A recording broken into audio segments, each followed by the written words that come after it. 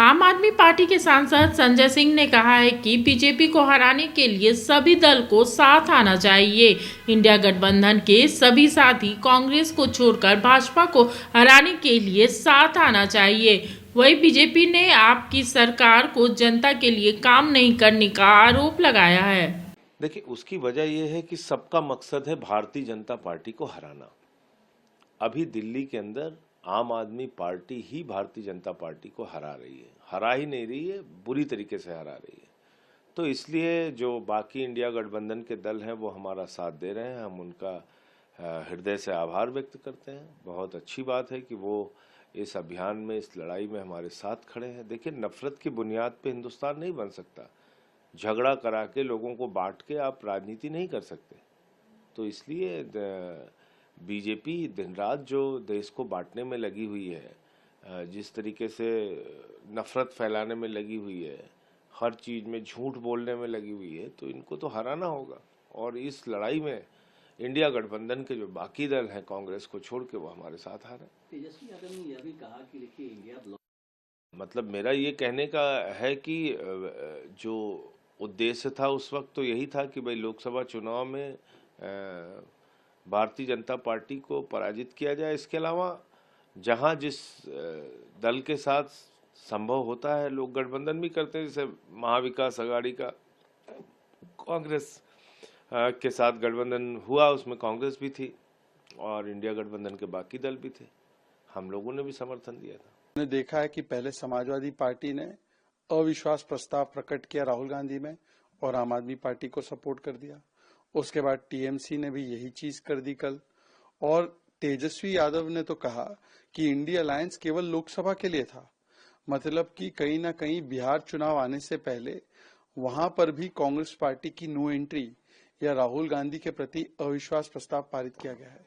और देखिए, राहुल गांधी के खिलाफ जो ये नो कॉन्फिडेंस मोशन है, ये बहुत समय से पारित हो रहा है। पहले जनता ने 90 चुनाव हराए, फिर पार्लियामेंट सेशन में याद होगा समाजवादी पार्टी हो, टीएमसी हो, शरद पवार जी हो, उमर अब्दुल्ला हो, एक एक विषय पर कांग्रेस से किनारा करते गए। और अब जो है अविश्वास का स्तर इतना है कि खुद के उनके नेता पृथ्वीराज चौहान जी भी कांग्रेस में अविश्वास प्रकट कर रहे हैं, कह रहे कि ये तो चुनाव जीतने की स्थिति में नहीं है। तो कुल मिलाकर एक बात स्पष्ट है कि कांग्रेस और राहुल गांधी के खिलाफ नो कॉन्फिडेंस मोशन अब उनके खुद के साथ ही पारित कर रहे हैं। और दूसरी बात, ये INDI alliance no mission no vision, केवल अपना अपना एम्बिशन और कंफ्यूजन है। और ये एम्बिशन और कंफ्यूजन के चलते ये लोग ढोंग तो करते हैं एक साथ होने का, पर दिल्ली में समाजवादी पार्टी, तृणमूल कांग्रेस, सब ने कांग्रेस से किनारा कर दिया है क्योंकि कांग्रेस परजीवी है।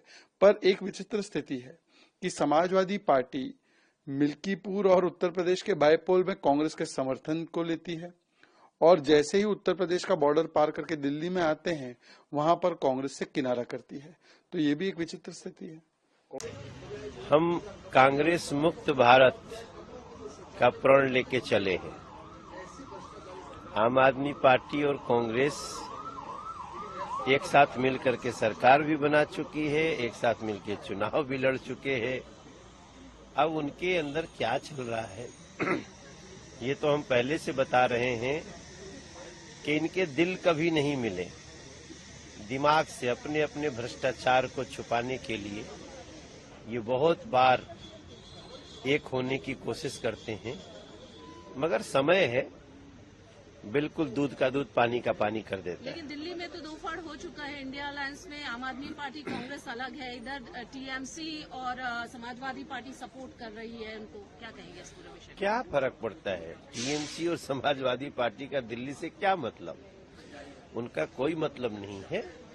और मतलब सिर्फ यही हो सकता है कि चूंकि वो जनहित का, जनता का दुश्मन समाजवादी पार्टी भी है, टीएमसी भी है, केजरीवाल मिल गए हैं उनके जैसा जो जनता के अधिकारों पे, हक पे हमेशा अटैक करते हैं। चोरी, भ्रष्टाचारी, ये सब अब तीनों की पहचान बन गई है।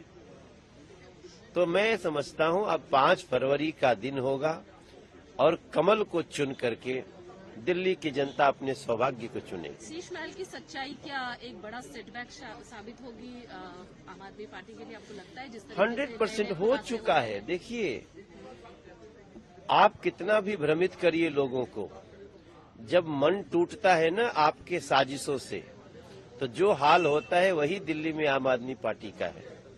उसी घर में अरविंद केजरीवाल रहते थे। एएनआई भी जाना चाहता था अंदर, लेकिन एएनआई कभी नहीं जा पाया। आज जब 8 महीना बीत चुका है, आप अंदर की बहुत सारी चीजें बदल चुके हैं। आओ आओ एएनआई चलो। अरे भाई, अब तो जांच एजेंसी के पास है वो घर। आपके आतिशी की हिम्मत नहीं हुई कि 10 दिन के लिए घर को सरेंडर करके सरकार को और हम घुसें। 1.5 महीना आवंटन होकर के रखा रहा, तो जब जरूरत थी तब तो आप ले नहीं गए। आज आप जानते हो कि जांच एजेंसी के पास है। इस जांच के बाद सीएजी की रिपोर्ट आने के बाद आपको सजा होगी, तो आप एक और नाटक करना चाहते हो। नाटकों का हो गया अंत। आम आदमी पार्टी को बदलो तुरंत। जब टूटती है आस, जब थकती है सांस, जब रूठते हैं अपने, मुंह मोड़ता है जमाना, जब अंगड़ाई लेता है संकल्प, फिर बनती है कहानी, बनते हैं अनमिट निशान। देखिए मेरे साथ संघर्ष की दास्तां।